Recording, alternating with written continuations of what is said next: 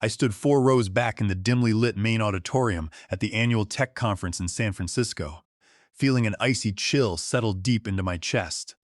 On the massive projection screen suspended above the stage, a polished presentation slide glowed brightly under the spotlights. The speaker on stage was Bradley Thorne, the Chief Technology Officer of Juno Cloud, dressed in a tailored designer blazer, wearing his expensive haircut and that insufferable, venture capital-funded smirk he wore like expensive cologne. I was 52 years old, a veteran principal cloud infrastructure architect who had spent over 30 years navigating the rapidly evolving landscape of enterprise computing with graying hair at my temples, calloused knuckles from decades of low-level systems engineering, and a quiet demeanor earned through 30 years in the technology sector. I had started my career back when servers were physical steel boxes rack-mounted in refrigerated basements, writing low-level assembly language and assembly drivers. Beside me in the auditorium, younger conference attendees in sleek corporate hoodies were taking eager notes on their tablets, hanging on every word Bradley uttered. But I was not listening to his slick sales pitch. My eyes were locked onto line 208 of the legacy source code snippet displayed on the screen. Buried right inside that log comment was a string of text I knew better than my own home address. Optimization patch, Montreal crash, followed by my personal initials, DV. I had typed those exact characters, late on a freezing Tuesday night 6 years ago, when our primary database cluster suffered a catastrophic cascading memory failure that threatened to destroy our nascent startup. I had spent 72 continuous hours awake, fueled by lukewarm gas station coffee and stale diner food, single-handedly rebuilding the distributed synchronization protocol from the bare metal up. I refactored the multi-region hash tables and designed atomic clock synchronization hooks that eliminated data drift across geographic clusters. That custom algorithm saved Juno Cloud from total liquidation, reducing cross-data center latency by 37% and allowing the firm to scale into a major enterprise provider, generating over $50 million in annual recurring revenue. Yet there stood Bradley Thorne, parading my technical creation before hundreds of industry executives, venture capital investors, and tech journalists as proprietary in-house technology developed by his elite executive leadership team. When his eyes briefly scanned the audience and met mine, there was not a single flicker of recognition or guilt in his gaze. To Bradley, I was completely invisible, just another middle-aged face in the crowd, an older background worker whose labor was meant to be harvested, monetized, and discarded. The path that brought me to that auditorium began 5 years earlier. I had joined Juno Cloud when the firm was still operating out of a cramped, noisy office space in downtown San Jose. The original founding team made grand promises of engineering meritocracy, equity participation, and shared long-term triumph. As a seasoned engineer in my late 40s at the time, I genuinely believed in the core technical problem, solving distributed cloud bottlenecks across complex hybrid enterprise environments. I poured my entire professional life, my health, and my personal energy into building that cloud architecture. Over 5 demanding years, I watched seasons change through the tinted windows of server rooms, sacrificing personal vacations, family gatherings, and quiet evenings at home to ensure our network maintained 99.99% uptime reliability. While younger managers spent their days building decorative slide decks, posting on social media, and attending networking dinners, I built the back-end engine we eventually named Juno Core. I wrote the multi-tenant isolation algorithms, the dynamic load balancing hooks, and the low-latency failover routines. I worked 14-hour days, sacrificed weekends, and lived on takeaway meals, firmly believing that my deep dedication would be recognized when the firm achieved market success. Instead, as Juno Cloud expanded and secured series after series of massive venture capital funding, the corporate culture morphed into a ruthless hierarchy dominated by image-conscious executives. Bradley Thorne was brought in from an outside firm to serve as Chief Technology Officer, bringing along an entourage of marketing directors who viewed senior technical staff as expensive overhead.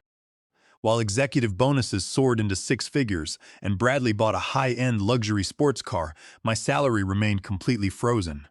I watched younger, Less experienced managers receive massive equity grants simply because they knew how to navigate corporate politics, while senior engineers who maintained the vital infrastructure were treated as replaceable line items. The definitive tipping point occurred 6 months before the conference. After completing a massive infrastructure migration that saved the firm $4 million in annual server hosting costs, I scheduled a formal compensation review with Bradley in his top-floor glass office. I brought along comprehensive performance benchmarks, market compensation studies for senior principal architects, and a reasonable request for a salary adjustment and equitable stock options. Bradley did not even bother to open the binder of technical data I placed on his polished mahogany desk.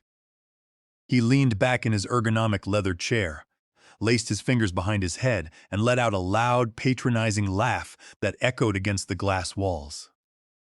He looked at me with amused condescension, as if I had just offered to clean his car for free. He told me that at 52 years old, I should be deeply grateful to have a comfortable desk and a steady paycheck in a volatile tech market. He remarked that I was merely a technical mechanic, that writing code was my designated lane, and that financial upside was strictly reserved for executives who brought in capital. He chuckled softly and added that someone of my age simply was not built for executive-level compensation. I sat completely motionless in the plush visitor chair across from him, feeling the steady thud of my heartbeat in my chest. I did not raise my voice, I did not slam my fist on his desk, and I did not show an ounce of emotion. In that quiet, defining second, every lingering shred of corporate loyalty I held for Juno Cloud vanished entirely. A cold, crystal-clear focus settled over my mind. I picked up my binder, looked Bradley straight in the eye, and offered a soft, polite smile that his arrogant ego mistook for absolute surrender. I stood up smoothly, adjusted my jacket, and walked out of his glass office. I did not return to my desk to pack my personal belongings, nor did I draft a bitter resignation letter to human resources. Instead, I quietly initiated a long-term strategic plan that I had painstakingly put in place years ago as personal insurance against corporate betrayal. What Bradley Thorne in his supreme arrogance did not realize was that he had built his entire multi-million-dollar corporate empire on top of an intellectual property foundation that he did not own. The underlying foundation of my entire long-term strategic countermeasure was safely stored inside a locked, heavy, fireproof steel safe situated in my home office. 5 years earlier, during the initial architecture phase of the synchronization engine, I had recognized the breakthrough mathematical nature of the distributed algorithm I was developing. Having witnessed corporations exploit senior engineers throughout my 30-year career, I had taken deliberate legal precautions before committing a single line of original code to the corporate repository. I had retained Bernard Gallagher, a renowned senior patent attorney in Santa Clara, who had spent over 40 years defending independent inventors against corporate theft. Bernard was a sharp, meticulous lawyer who insisted on absolute legal hygiene under Title 35 of the United States Code. He conducted exhaustive prior art searches across international databases to ensure my algorithm was completely novel. He helped me file an independent provisional patent application for the core distributed synchronization method under my personal name, utilizing my personal hardware, private cache-funded domain, and off-grid servers completely separate from company networks. Because Juno Cloud's initial employment contracts had been hastily drafted by an inexperienced startup founder, the agreement lacked a comprehensive intellectual property assignment clause, covering pre-existing or independently developed inventions. I paid all filing fees and legal retainers out of my personal savings, living frugally for half a year to fund the effort. When the United States Patent and Trademark Office formally granted the full utility patent under federal law, the title belonged exclusively to Donald Vance. Juno Cloud Management never inquired about patent filings because they were entirely consumed by sales figures, press releases, and fundraising rounds. They naively assumed that every piece of software running inside their data centers was company property by default. In the weeks following Bradley's dismissive laugh in his office, I began a systematic, covert audit of the production infrastructure. Utilizing my legitimate administrative credentials as principal systems architect, I established a private, cryptographically secured mirror repository that tracked every single instance of my patented algorithm operating across Juno Cloud's infrastructure. To ensure I possessed undeniable, legally admissible evidence of ongoing commercial usage, I engineered a subtle telemetry module embedded within a routine system maintenance update. I presented this module to the engineering team as an internal cluster monitoring tool designed to optimize server load distribution, track microservice cluster handshakes across cloud nodes, and prevent hardware overheating. Bradley Thorne, eager to report operational efficiency metrics to the board of directors, approved the deployment immediately without taking 10 minutes to review the underlying technical specifications. Once deployed across the network, the telemetry module functioned as an unalterable cryptographic heartbeat. Every single time Juno Cloud servers executed my algorithm to process customer workloads, the module transmitted an anonymized, encrypted execution signature to a private server I maintained independently. Over 5 continuous months, the telemetry system recorded over 7,000 distinct commercial executions, generating a digital paper trail that proved beyond a shadow of a doubt that Juno Cloud's primary enterprise tier was operating entirely on my patented invention. By late spring, I had compiled a comprehensive master dossier spanning 57 pages. It contained certified patent grants from the Federal Patent Office, detailed line-by-line code comparisons, cryptographic execution logs, and time-stamped internal dashboard screenshots, demonstrating that Juno Cloud's core revenue stream relied completely on my intellectual property. With the dossier finalized, I initiated contact with Garrick Montgomery, the founder and chief executive officer of Rift Cloud Technologies. Rift Cloud was Juno Cloud's largest and most aggressive enterprise competitor, a firm known for immaculate legal compliance and massive capital reserves.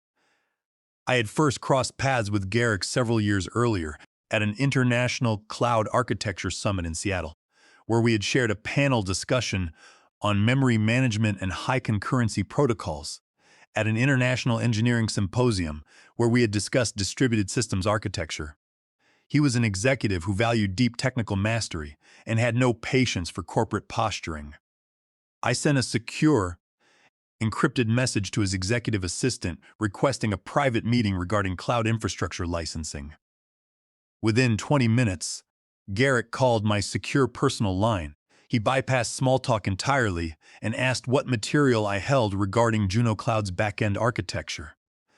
I informed him that I was the sole owner of the primary federal utility patent covering the core synchronization architecture, powering Juno Cloud's enterprise network, and that I held irrefutable proof of unlicensed commercial infringement. 2 days later, I flew to Chicago to meet Garrick and his senior legal team in a private conference room overlooking Lake Michigan. Bernard Gallagher sat at my side as Rift Cloud's chief intellectual property attorneys spent 4 hours dissecting my patent grant, employment history, and technical audit logs. When the lead attorney reviewed the final cryptographic execution log, he turned to Garrick and gave a firm, decisive nod, declaring that the legal case was absolute under federal patent law. Garrick turned to me with deep professional respect. He offered an extraordinary agreement. Rift Cloud would purchase full ownership of the patent in exchange for a massive upfront lump sum payment, an ongoing royalty on enterprise deployments, and a guaranteed high-level consulting retainer. Furthermore, Rift Cloud committed to immediately enforcing its newly acquired patent rights against Juno Cloud using the full power of their corporate legal department. I picked up Bernard Gallagher's fountain pen, executed the formal patent assignment agreement, delivered the encrypted master evidence dossier, and watched the formidable machinery of federal intellectual property law begin to grind forward. The severe federal legal strike landed like a thunderbolt on a cold, rainy Monday morning, precisely 3 weeks after my decisive trip to Chicago. At precisely 8 o'clock, a deputy federal marshal walked into Juno Cloud's corporate headquarters in downtown San Jose and served a formal legal complaint directly onto Bradley Thorne's desk. It was a 30-page federal patent infringement suit filed by Rift Cloud Technologies in the United States District Court, accompanied by an emergency motion for a preliminary injunction under Title 35, Section 271 of the United States Code. The lawsuit outlined how Juno Cloud had willfully infringed upon federal patent rights for 5 consecutive years, requesting an immediate court order, halting all enterprise software deployments and seeking treble damages for intentional, bad faith infringement. The reaction within executive management was immediate, unadulterated panic. Through the glass walls of the executive suite, I watched Bradley Thorne pacing frantically across his office like a cornered animal. He stood before his whiteboard with a dry erase marker in hand, frantically drawing risk management diagrams, calculating financial exposure, and underlining the word injunction 7 times until the marker ran out of ink. By 10 o'clock, emergency executive board meetings were being called every 30 minutes. Venture capital board representatives were dialing in from New York and London, screaming into speakerphones about breach of representation. The vice president of legal affairs, after reviewing my original employment contract and recognizing that the firm possessed zero legal protection, handed in his written resignation by noon and vacated the building with his personal files. I observed the entire organizational collapse from my desk in the infrastructure support wing. 2 weeks earlier, Bradley had reassigned me to a low-profile maintenance team as a passive attempt to isolate me. Instead, his action provided me with unmonitored access to internal communications, emergency Slack channels, and network monitoring systems. At 2 o'clock that afternoon, Bradley convened an emergency all-hands meeting in the main auditorium. He stood before hundreds of frightened employees, sweat soaking through his designer's shirt, attempting to downplay the severity of the crisis. He claimed that the lawsuit was merely a frivolous competitive tactic orchestrated by RiftCloud, a minor administrative misunderstanding regarding routine software licensing that would be resolved quickly by outside litigation counsel. He ordered the engineering staff to maintain normal work schedules and ignore news reports. I sat quietly in the 5th row, sipping cold water, listening to his desperate deception. When a senior back-end developer raised his hand and asked whether the team would need to rewrite the core Juno engine, Bradley waved his hand dismissively and claimed that legal counsel had everything under control.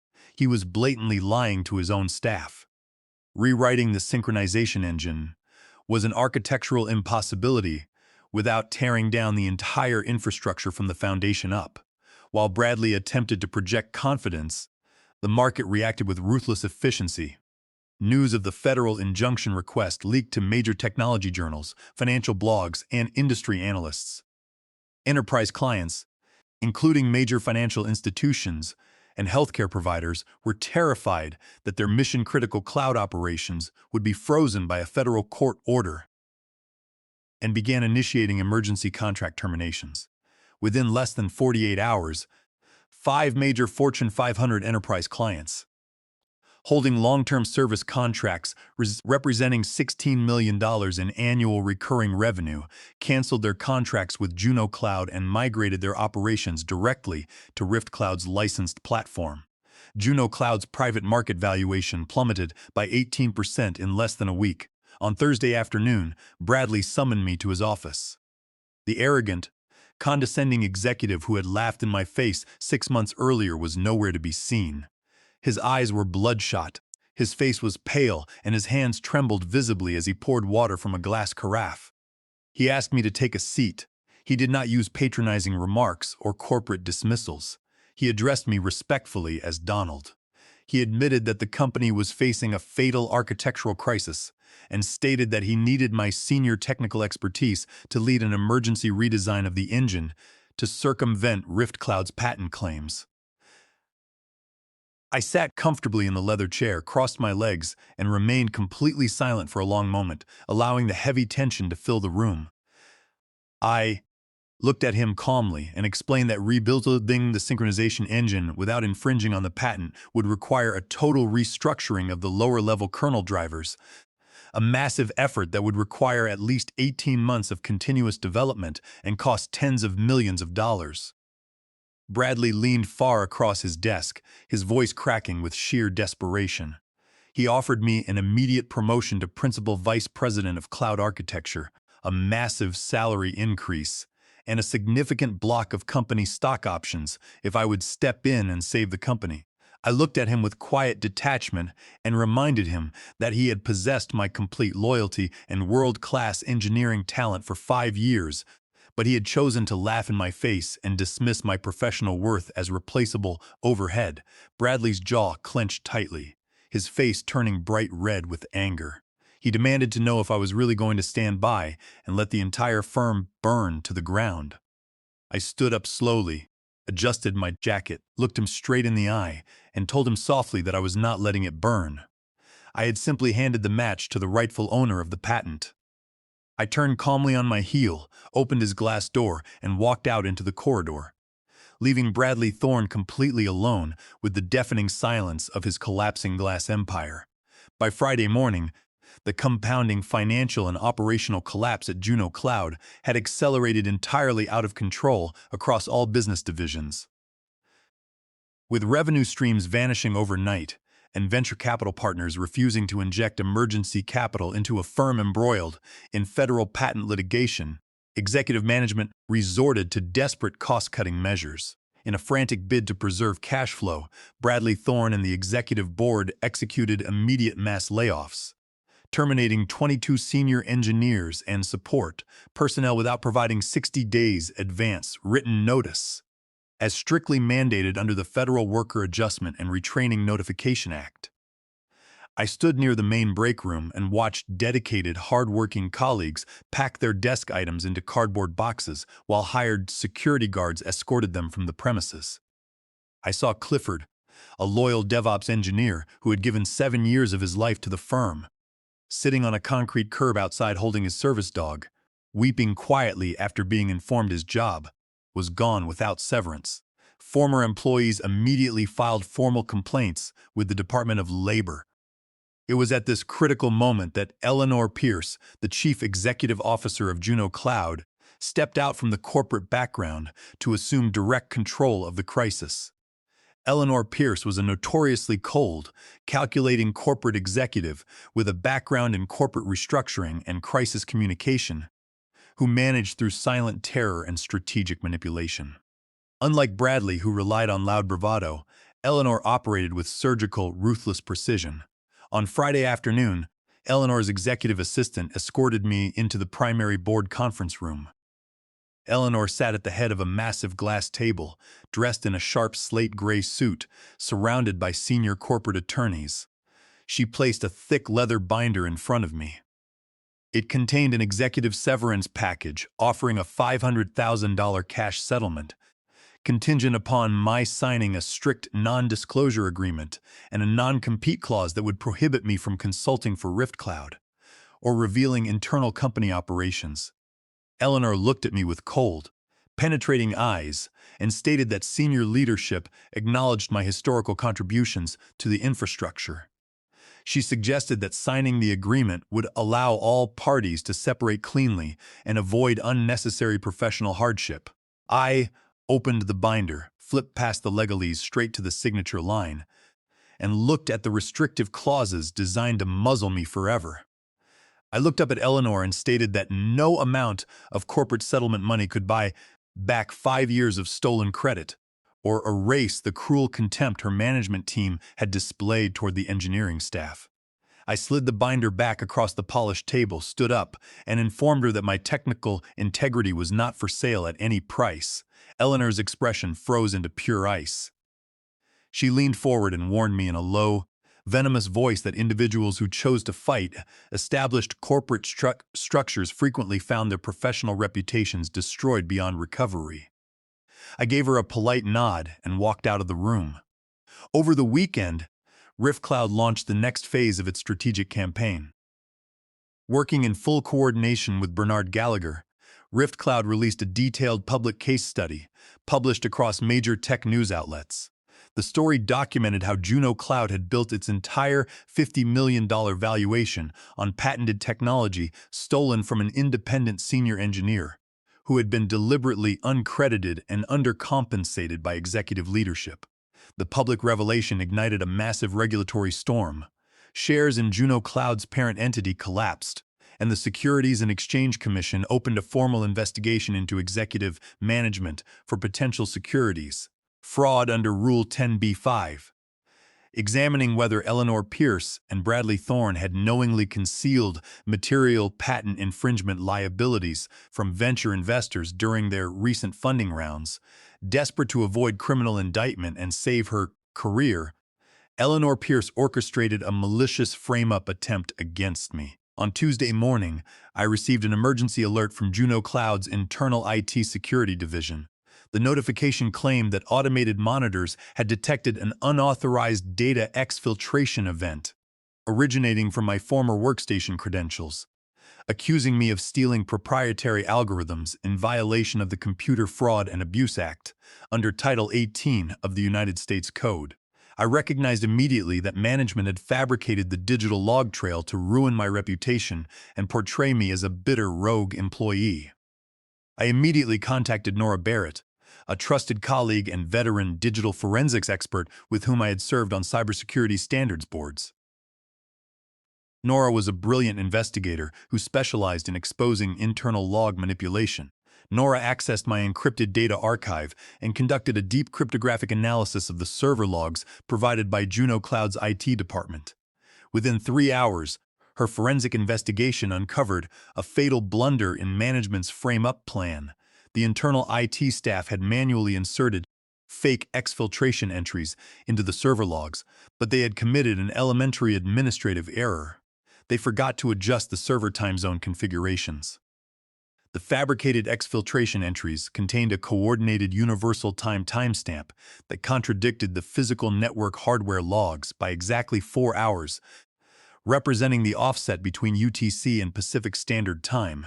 Nora compiled an unassailable forensic dossier, proving that the digital evidence had been manually forged by internal system administrators acting under executive command.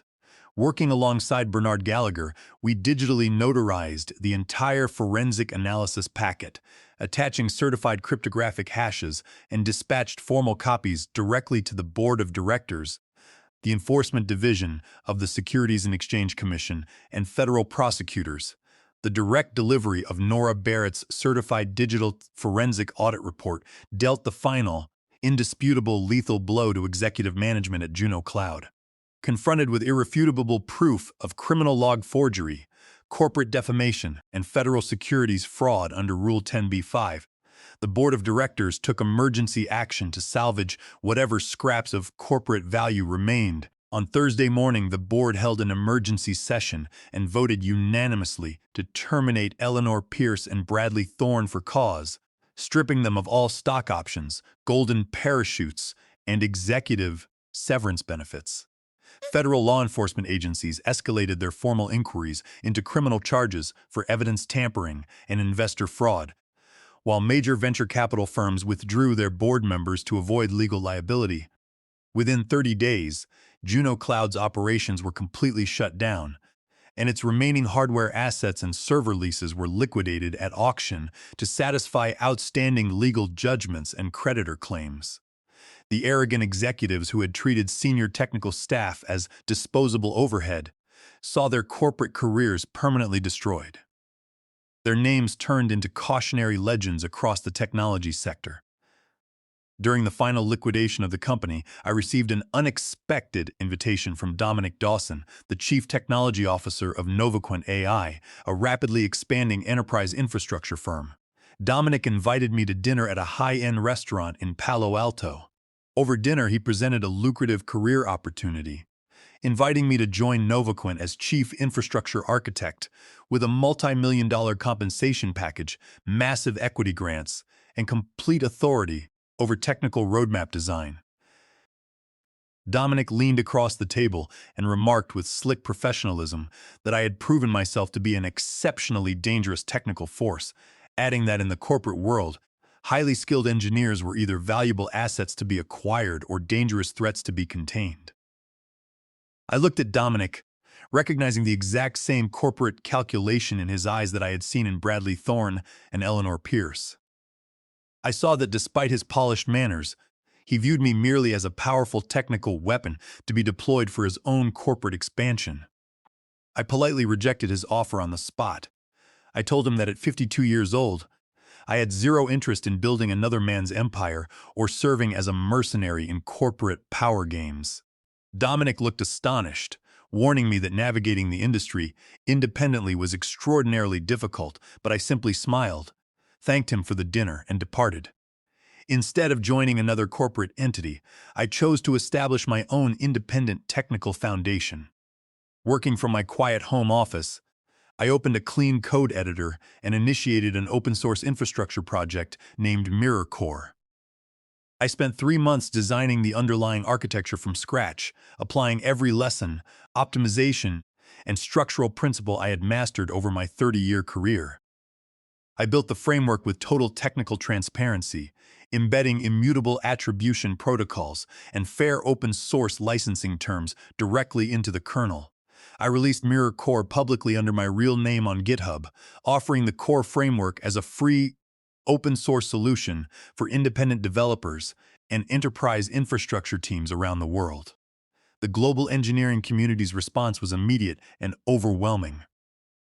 Within 72 hours of its public launch, Mirror Core reached the #1 trending spot on GitHub worldwide. Leading universities incorporated the architecture into their advanced computer science curricula, and thousands of independent engineers began contributing to the codebase.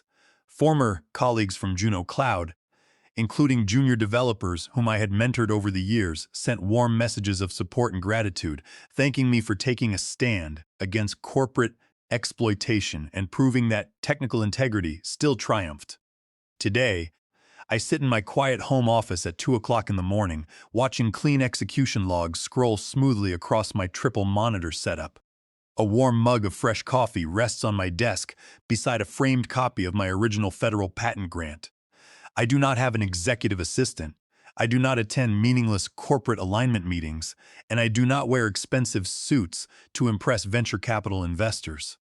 But every single line of code operating on my system belongs entirely to me, protected by federal law and signed with my own name. Standing at the threshold of 52 years old, having weathered 30 years of industry turbulence and corporate politics, I have earned something infinitely more valuable than temporary corporate titles, executive perks, or inflated stock options. Complete personal autonomy, unassailable technical freedom, and the quiet satisfaction of knowing that when corporate arrogance tried to erase my legacy, technical truth and strategic patience brought their empire down.